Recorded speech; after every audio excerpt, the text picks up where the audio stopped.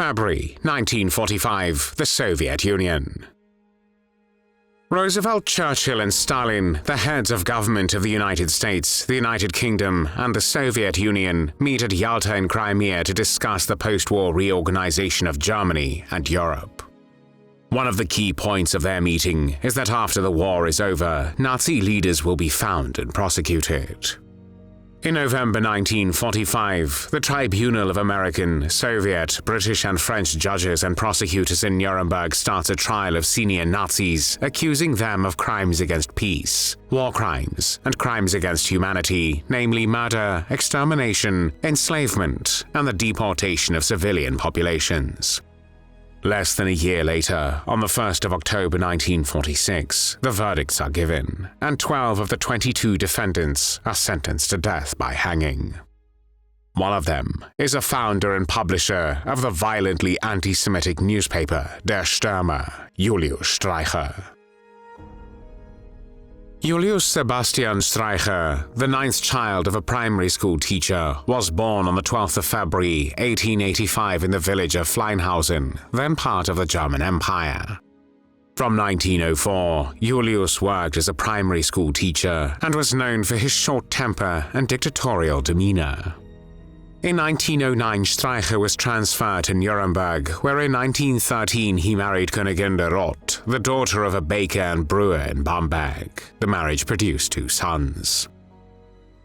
The First World War began on the 28th of July, 1914. Streicher enlisted in the German army and served in the 6th Bavarian Reserve Infantry Regiment. Despite having several reported instances of poor behavior in his military record, he became a lieutenant and was awarded both classes of the Iron Cross for his service. The First World War ended on the 11th of November 1918, and Germany had been on the losing side. The trauma of Germany's defeat and the turmoil of the immediate interwar years drove Streicher to radical political activity. He blamed Jews for Germany's defeat and began to display the fierce anti-Semitic rhetoric for which he would later become notorious. In 1922, Streicher joined the Nazi Party, and as one of its earliest members, he had a membership number 17. He could count himself among the oldest of the Nazi Old Guard. He later recalled how he visited Munich in order to hear Adolf Hitler speak, an experience that he later said left him transformed. When asked about that moment, Streicher stated, "This man spoke as a messenger from heaven at a time when the gates of hell were opening to pull down everything. And when he finally finished, and while the crowd raised the roof with the singing of the Deutschland song, I rushed to the stage." Streicher believed from this point forward that it was his destiny to serve Hitler. In 1923, Streicher established his virulently anti-Semitic newspaper Der Stürmer, meaning the attacker, which in the years to come he used to build up a deep hatred against Jews. On the 8th and 9th of November 1923, Streicher participated in the Munich Beer Hall Putsch, which was the failed coup attempt during which Adolf Hitler led a coalition group in an attempt to overthrow the German government. For these activities, Streicher was suspended from his teaching post and spent the following years leading a surrogate local organization of the outlawed Nazi Party.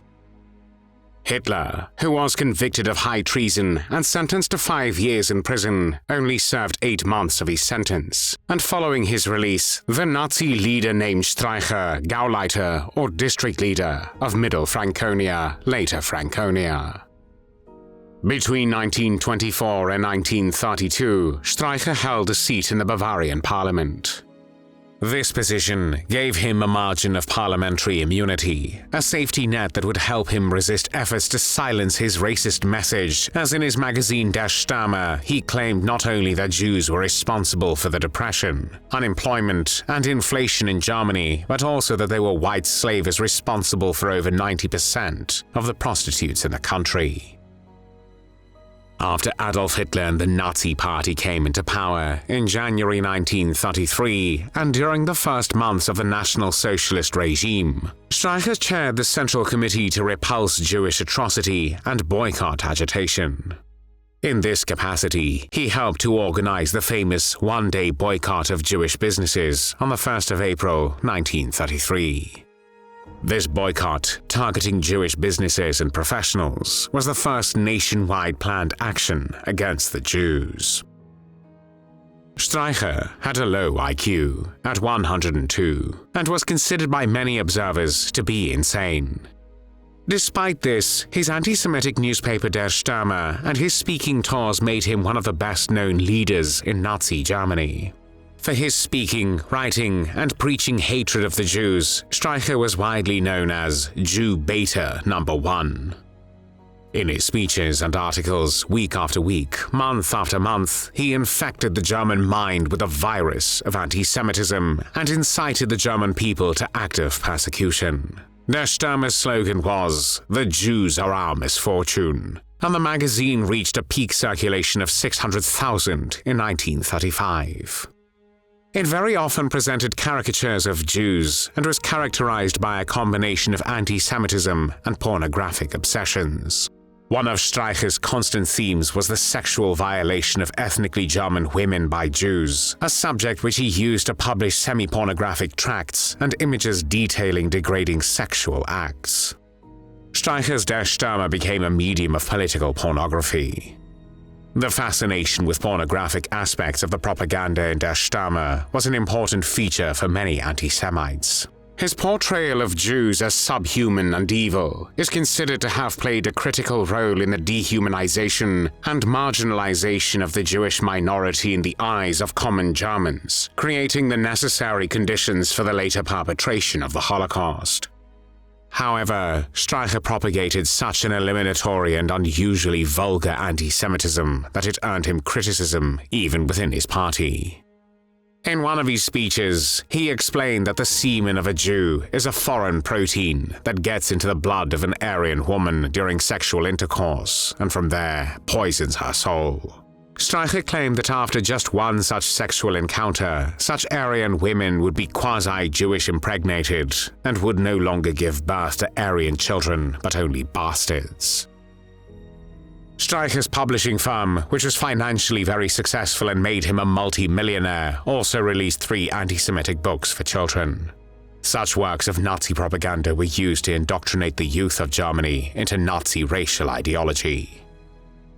Despite the success of his Stürmer and his strong personal association with Hitler, who valued him as a protégé, Streicher was often viewed as volatile and mercurial by leading officials. While useful as a purveyor of virulent and often prurient anti-Semitism to the German masses, he had enemies within the Nazi Party.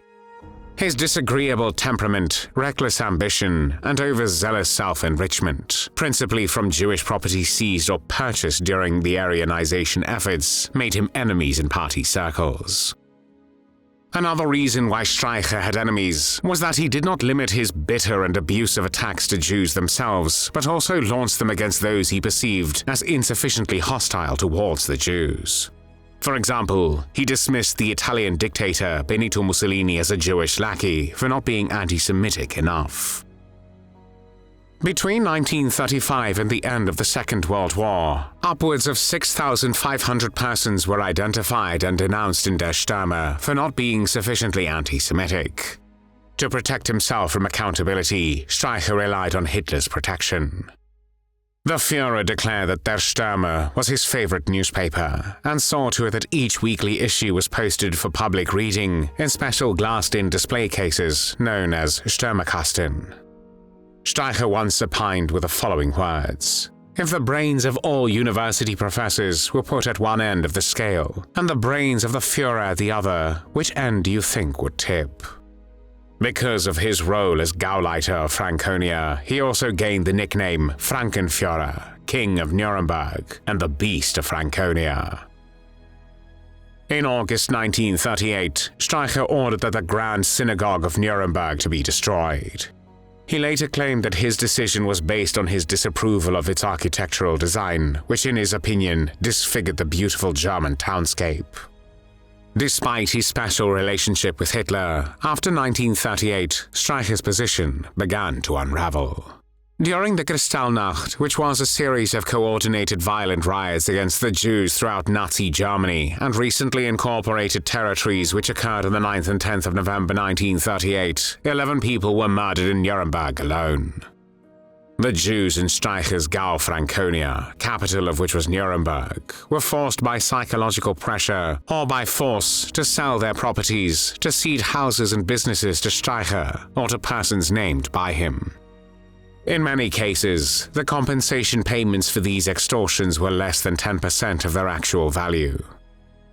At the meeting of leading National Socialist functionaries, which took place on the 12th of November 1938, under the chairmanship of Hermann Göring, Commander-in-Chief of the German Air Force, the Luftwaffe, an investigative commission was set up which encountered a corruption and stopped Streicher's Aryanizations. The commission was not disturbed by the fact that the Jews in Nuremberg district had actually been robbed and murdered, but rather that Streicher had enriched himself, who from a National Socialist point of view was not entitled to do so. In addition, Streicher was charged with spreading untrue stories that Göring was impotent and that his daughter Edda was a product of artificial insemination. Göring's daughter Edda was baptized on the 4th of November 1938 at Karinhau, Hermann Göring's country residence, and Adolf Hitler became her godfather. In return, Hermann Göring spread the word that Streicher was a sexual deviant who raped political prisoners. Streicher was also confronted with unconcealed adultery, several furious verbal attacks on other Gauleiters, and striding through the streets of Nuremberg, cracking a bullwhip. In the end, Streicher was brought before the Supreme Party Court and judged to be unsuitable for leadership. On the 16th of February 1940, he was stripped of his party offices and withdrew from the public eye. However, despite his unsavory reputation, Hitler remained committed to Streicher, whom he considered a loyal friend.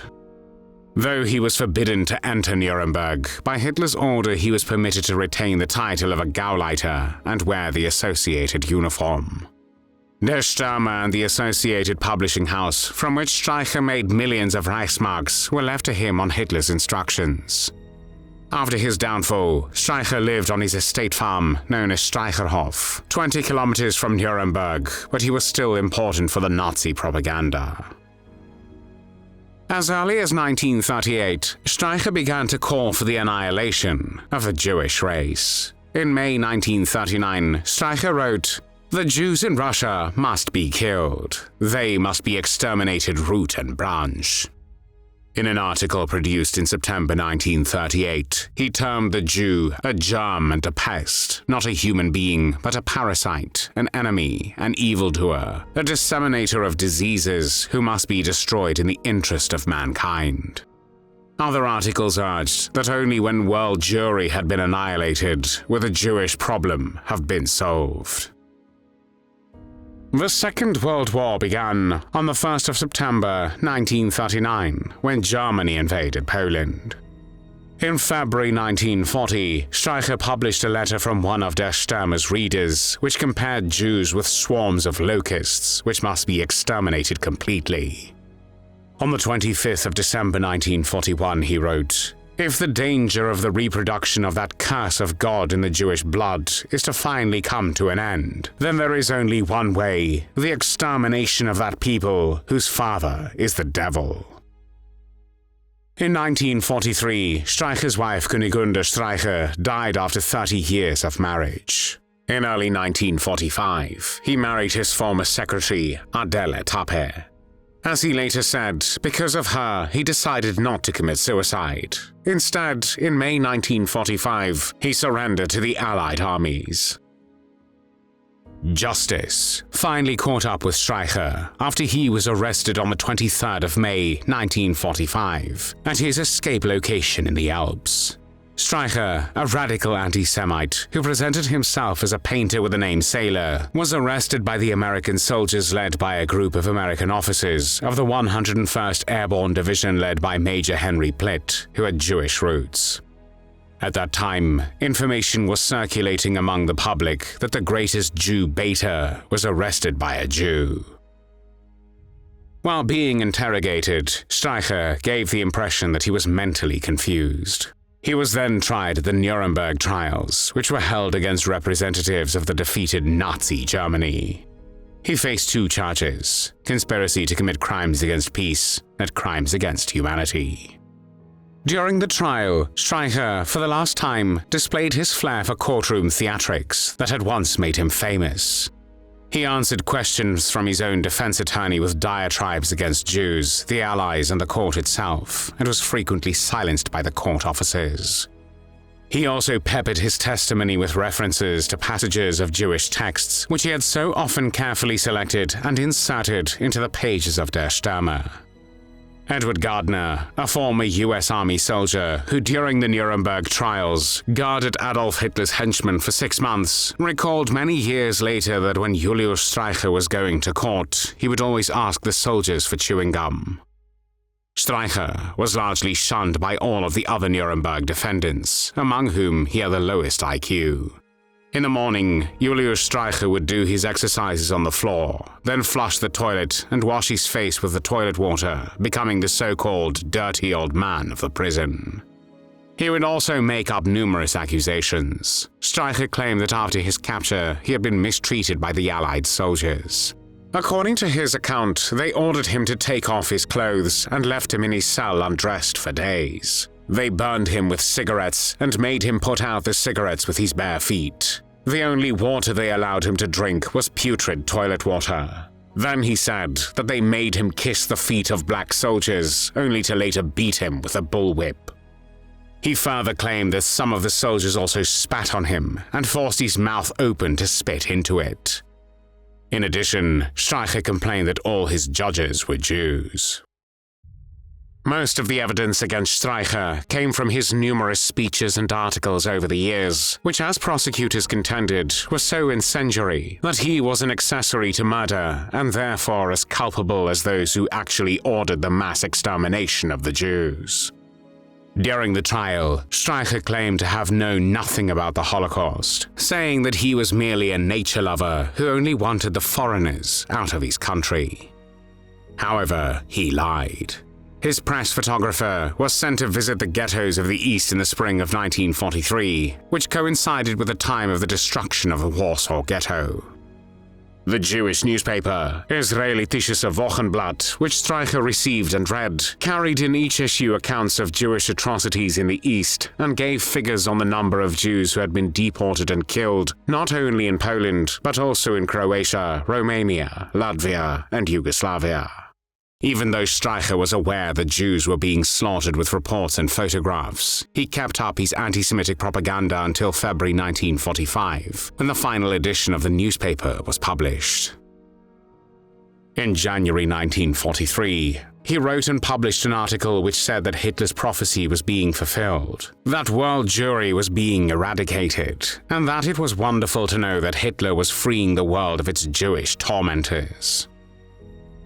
On the 1st of October 1946, the International Military Tribunal acquitted Streicher of crimes against peace, but found him guilty of crimes against humanity and sentenced him to death by hanging.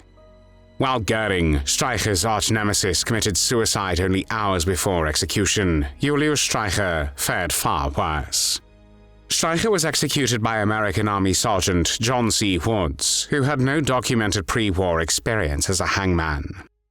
It is believed that he was deliberately bad at his job to make the 10 Nazi war criminals that he executed on the 16th of October 1946 suffer, as they all died a long, agonizing death.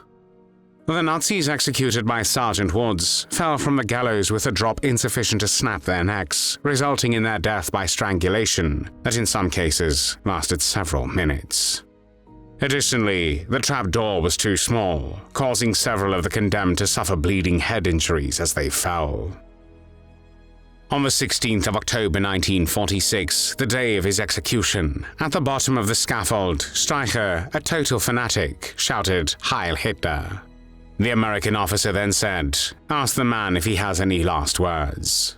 When the interpreter had translated, Streicher shouted, "The Bolsheviks will hang you one day, Purim Fest 1946, alluding to the Jewish festival of Purim, which recalls the Jewish victory over their enemy Haman, who together with his 10 sons was also hanged. When the black hood was lowered over his head, Streicher's muffled voice could be heard to say, "Adela, my dear wife." At that instant, the trapdoor opened with a loud bang. Joseph Kingsbury Smith, who covered the executions for the International News Service, reported that Streicher, then 61 years old, went down kicking and could be heard groaning under the scaffold after he dropped through the trapdoor. Streicher's horrible convulsing lasted 15 long minutes before he died. After that, his corpse was cremated and the ashes scattered in the Wensbach, a small tributary of the river Isar. Sergeant Woods later not only insisted he had performed all executions correctly, but also stated he was very proud of his work. Joseph Malta, the US Army military policeman who held the noose as John C. Woods carried out the executions, said 50 years later, "It was a pleasure doing it. I'd do it all over again." There were no tears shed for Julius Streicher.